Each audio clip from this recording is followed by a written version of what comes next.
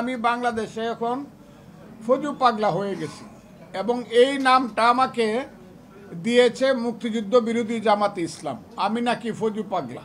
আজকে হঠাৎ করে, যেটা দুর্ভাগ্যজনক, আজকে হঠাৎ করে আমি দেখতে পেলাম সকালবেলায় আমার বাসার সামনে কিছু মিছিলের শব্দ পাইলাম। সেই শব্দগুলো বলাটাও আমার কাছে মনে হইল কিছু এই ছোট ছোট ছেলে মেয়ে আমার সন্তানের সমান। এরা কারা আমি চিনিও না। এরা স্লোগান আমার নামে দিল, ফজু পাগলাকে গ্রেপ্তার করো ইত্যাদি ইত্যাদি। ফজু পাগলা মানে আমি বাংলাদেশে এখন ফজু পাগলা হয়ে গেছি এবং এই নামটা আমাকে দিয়েছে মুক্তিযুদ্ধ বিরোধী জামাতে ইসলাম। আমি নাকি ফজু পাগলা। এবং প্রথমে এই কথাটা বলেছে মুফতি আমির হামজা নামে একজন লোক। আচ্ছা ঠিক আছে, আমি পাগলই হলাম, মুক্তিযুদ্ধ করে এখন পাগলের ভূমিকা অবতীর্ণ হয়েছি, সেটাও আমার কথা না। এই ছেলেপেলেরাও আমার নামে ফজু পাগলা স্লোগানে দিয়েছে, আমি বাংলাদেশের একজন পাগলা। কিন্তু সবচেয়ে বড় কথা হইল তারা আমাকে হত্যা করতে চায়, তা আমাকে মারতে চায়। তারা আমার বাসার সামনে যেভাবে গিয়ে মব সৃষ্টি করেছে, আমি দেখছি গত এক বছর যাবৎ 5ই আগস্টের পর থেকে আমাদের কিছু সন্তান মব সৃষ্টি করে তাদের দাবি দাওয়া বলেন আর যাই বলেন তা আদায় করতে চায়, এবং এটা আপনারা ভালোভাবেই জানেন। কিন্তু আমার মতো একজন সিনিয়র মানুষ যে দেশটার জন্য যুদ্ধ করেছি, আমি যুদ্ধ না করলে বা মুক্তিযোদ্ধারা যুদ্ধ না করলে এই সন্তানেরা তো বাংলাদেশের সন্তান হইতো না, এরা হয়তো পাকিস্তানের সন্তান। কাজে আমাদেরকে হত্যা করা বা আমাদের নামে বিশ্রী স্লোগান দেওয়া বা আমি একটা বাসা বাড়িতে থাকি, সেটা হলো ভাড়া বাসা। এটা আমার নিজের কোনো বাসা না। আমি ওই সেগুন বাগিচা কনকর্ড টাওয়ারে আমি ভাড়া থাকি, সেটা ভাড়া বাসা। এখন আমি মনে করতেছি যে আমি যে ভাড়া বাসায় আছি, যেভাবে গিয়ে আমার সাথে মব সৃষ্টি করা হয়েছে, আমি বাসায় আমাকে থাকতে দিবে কিনা। প্রথম আমার অনিশ্চিত অবস্থা, কারণ মালিক বলতে পারে ভাই আপনাকে বাসা ভাড়া দিলে আমার বাড়িঘর পুড়িয়ে ফেলবে ভাঙে, যেটা করতেছে মব। 2 হইল আমি আমার জীবন নিয়ে চিন্তিত যতটা, তার চেয়ে আমার স্ত্রী আজকে দেখেন আপনি বৈশা আছে, আমার সন্তানরা ওখানে থাকে। আমার ছোট সন্তান ব্যারিস্টার, আমার আরও 2 সন্তান আছে। এক সন্তান উত্তরাতে থাকে, বড় ছেলে, মেজো ছেলে আছে, সেও চাকরি করে। আমি আজকে বলতে চাই তারা এই 2 সন্তান আমার সাথে থাকে,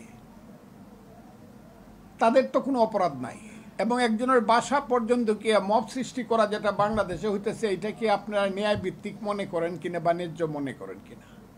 আমি আমার জীবন, আমি কোনো ভয় করি না, যে আমার মৃত্যুকে আমি কোনোদিন ভয় করি না, কিন্তু অপমৃত্যু আমার কাছে সবচেয়ে বেশি লজ্জাজনক। আমার কাছে মনে হচ্ছে দেশ বিদেশ থেকে স্বাধীনতা বিরোধী শক্তির যারা ইউটিউবার এবং যারা তাদের পক্ষে সাংবাদিকতা করে স্বাধীনতা বিরোধী শক্তির পক্ষে দেশে বিদেশে থেকে বেশ কয়েকদিন যাবৎ প্রথম বলছে ফজলুর রহমানকে মব জাস্টিস করো, তার উপরে মব জাস্টিস এখন প্রযোজ্য। আর ফ্রান্স থেকে 2 জন সাংবাদিক বলছে তাকে হত্যা করাই দরকার। আর কালকে সর্বশেষ পরশু রাত্রে দেখলাম, আমি নামটা আমার, সেও জামাতের একজন ইউটিউবার, সে আমাকে বলছে যে ফজলু পাগলাকে জবাই করেই হত্যা করতে হবে। এই যে অবস্থাটা, এই অবস্থাটা জানানোর জন্য আমি আপনাদের কাছে আসছি এবং তার রেজাল্ট আমি দেখতেছি আমার বাড়ির সামনে 7 থেকে 8 জন বা 9 জন ছেলে মেয়ে। এরা কারা, কোন দলের আমি চিনি না। এই যে অবস্থা, এই অবস্থাতে আমি তো দেশের একজন নাগরিক, আমার তো বাঁচার অধিকার আছে। আমি প্রথমে বাংলাদেশের জনগণের কাছে হাত জোর করে আহ্বান জানাবো, আমি বাংলাদেশের ফজলুর রহমান, আমি হাত জোর করে আপনাদের জানাবো আমি একজন মানুষ। আমি হাত জোর করে আপনাদের কাছে, জনগণের কাছে বলতে চাই, আমি একজন মুক্তিযোদ্ধা। আমার বাঁচার অধিকার এই দেশে আছে, এটা আমি মনে করি। এটা আপনারা মনে করেন কিনা, কিন্তু আপনারা কি মনে করেন এইভাবে আমাকে হত্যা করলে পরে বাংলাদেশ এবং বাংলাদেশের যে অবস্থা, সেই অবস্থাটা কি এইরকমই থাকবে? আমাকে হত্যা করা উচিত বলেই আপনারা মনে করেন? আর আমার দলকে আমি বলবো এই কথাটা, দল আমাকে একটা শোকজ করতেই পারে, এটা আমি উত্তর দিব, সেটা দলের সঙ্গে আমার ব্যাপার, তখন দেখা যাবে। কিন্তু আমাকে হত্যা করার জন্য যারা আসলো, আমি তাদের সঙ্গে, আমি তাদেরকে চিনি না, জানি না, তাদের সঙ্গে আমার কোনো সম্পর্ক নাই, দূর সম্পর্ক নাই, তাদের সাথে আমার শত্রুতাও নাই, আমার কোনো মিত্রতাও নাই।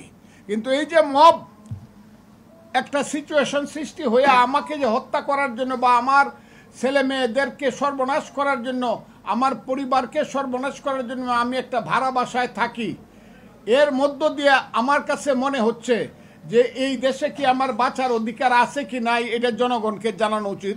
আমি বাংলাদেশের জনগণকে আমি আবারও প্রশ্ন করতে চাই, এই দেশে আমার বাঁচার অধিকার আছে কি না।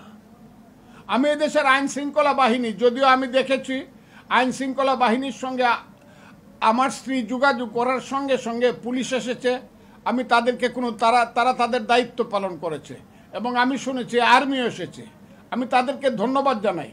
কিন্তু পুলিশ আর আর্মি আসাই কি আমার মতো একজন মুক্তিযোদ্ধার বাড়িতে আমার জন্য খুব সম্মানজনক ব্যাপার, যারা আমাকে বাঁচাইতে চাবে যে পুলিশ আর্মি আমাকে গার্ড করবে।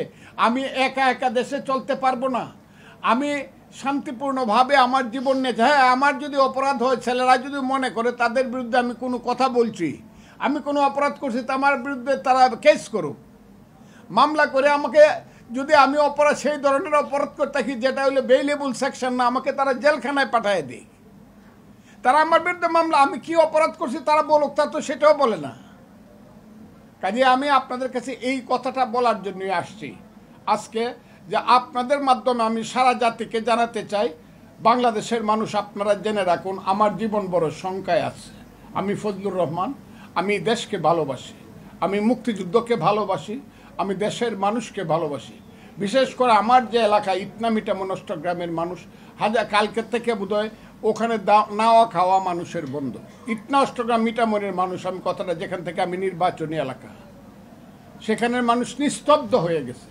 কাজে আমি তাদের প্রতিও সহানুভূতি জানায় বলতেছি, আপনারা এই কথাগুলো, আমার কথাগুলো সারা বাংলাদেশে প্রচার করে, আমি একজন মানুষ, আমার অধিকার আছে, fundamental rights according to the constitution of Bangladesh, এই দেশে আমার বেঁচে থাকার অধিকার আছে, সেইটা আপনারা নিশ্চিত করার জন্য আপনাদের সাংবাদিক জগতের যে শক্তি আছে সেই শক্তিটা দয়া করে আপনারা প্রয়োগ করুন।